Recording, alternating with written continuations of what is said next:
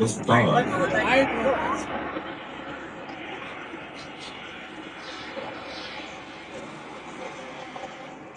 इस प्रक्रिया को एक बैंग कहा जाता है।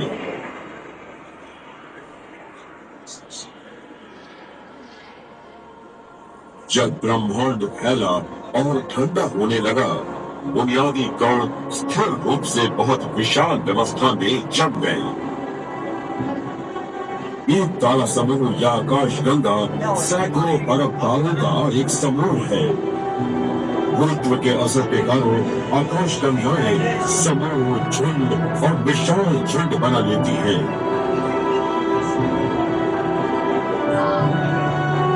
रोजाना नई खोजें हमारे ब्रह्मांड के बहुत रहस्यमय, हैरान करने वाले और खतरनाक रहस्यों को उजागर कर रही है।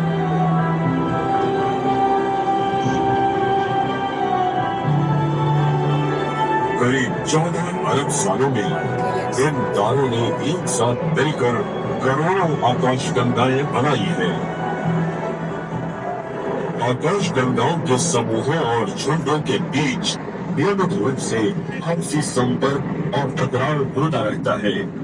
इसके संपर्क में आने वाली आकाशगंगाओं के आकार में बदलाव आता है, यहाँ तक कि उनके क्रमिक विकास की राह भी बदल जाती है।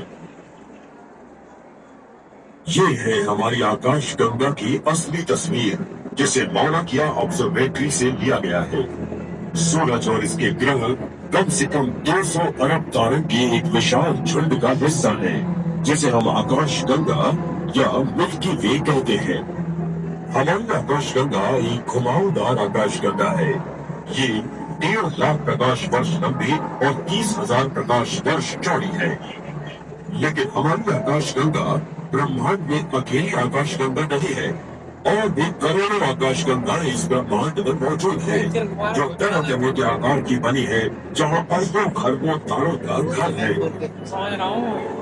एक एक चीज के हमारा अंदर सौर मंडल बहुत कुछ एक मनोरंजन पार्क जैसा है। लाइट भी दिख रही है। धरती और ज्यादातर दूसरे ग्रह एक तयशुदा रास्ते पर सूरज का चक्कर लगाते हैं।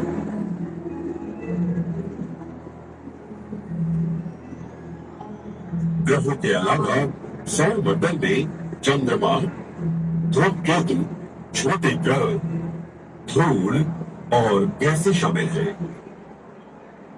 सौर मंडल का व्यास 9 अरब किलोमीटर है। सौर मंडल में हर चीज अपनी कक्षा में सूरज का चक्कर काट रही है।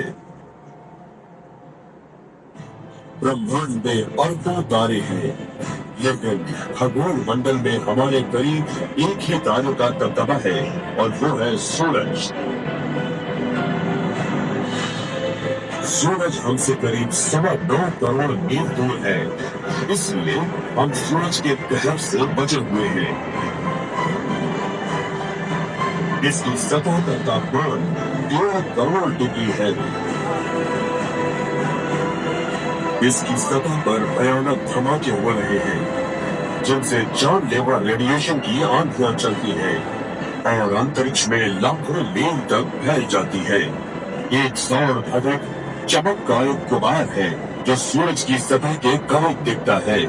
इससे ऊर्जा का एक बहुत विशाल पुंज निकल रहा है, जिसमें 160 करोड़ मेगाटन का TNT पैदा हो रहा है।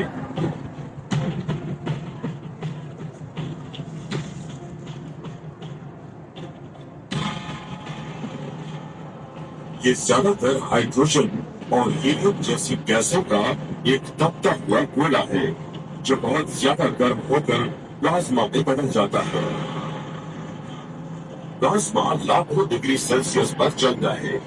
हालांकि सौर कंपन और सोलर सुनामी से धरती को कोई खतरा नहीं है, पर सौर चमक की भयानक उथल-पुथल से खतरनाक धमाके होते हैं, जिन्हें कोरोनल मास इजेक्शंस या CMEs कहते हैं।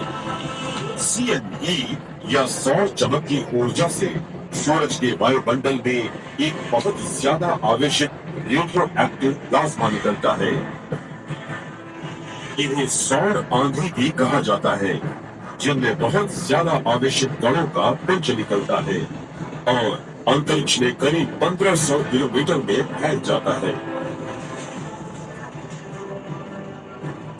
इनमें से ज्यादातर को सूरज से धरती तक पहुंचने में कई दिन लग जाते हैं, पर कुछ हमारे सौर मंडल में करीब 60 लाख मील प्रति घंटे की रफ्तार से प्रवेश कर जाते हैं। ये 16 घंटे से भी कम समय में धरती तक आ जाते हैं।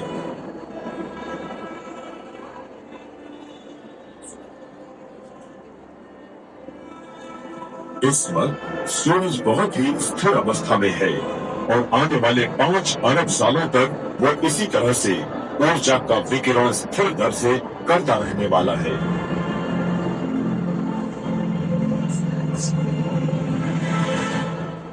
बुध सबसे अंदरूनी ग्रह है और ये सौर मंडल के दूसरे ग्रहों से बहुत ही अलग है। ये सूर्य से करीब 5.8 करोड़ किलोमीटर दूर है। बुध सूरज के सबसे नजदीक है। शुक्र सौर मंडल का छठा सबसे बड़ा ग्रह है। सबसे नजदीकी स्थिति में भी यह धरती से 4 करोड़ किलोमीटर दूर है।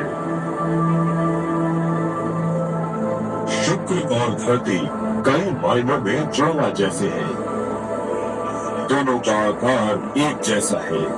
अंतरिक्ष युग से पहले लोग समझते थे कि शुक्र ग्रह काफी कुछ धरती की तरह होगा। असल में शुक्र की सतह का 70% लावा चट्टानों से बना है। यह मैग्मा अंतरिक्ष में 200 किलोमीटर ऊपर तक उछलता है। शुक्र की सतह का तापमान 462 डिग्री है और ये सौर मंडल का सबसे गर्म ग्रह है। कुछ अंदाजों के मुताबिक शुक्र ग्रह पर करीब 10 लाख ज्वालामुखी होनी चाहिए।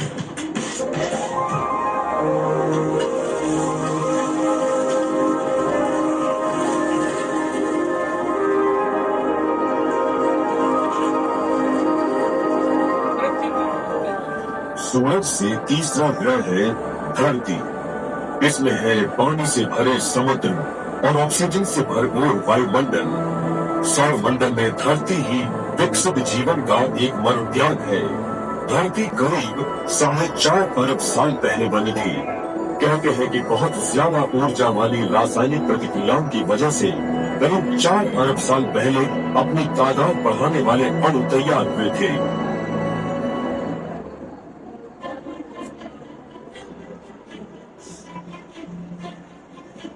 ये जो आप देख रहे हैं, ये है आरंभिक काल की धरती, आग का एक धधकता गर्म गोला।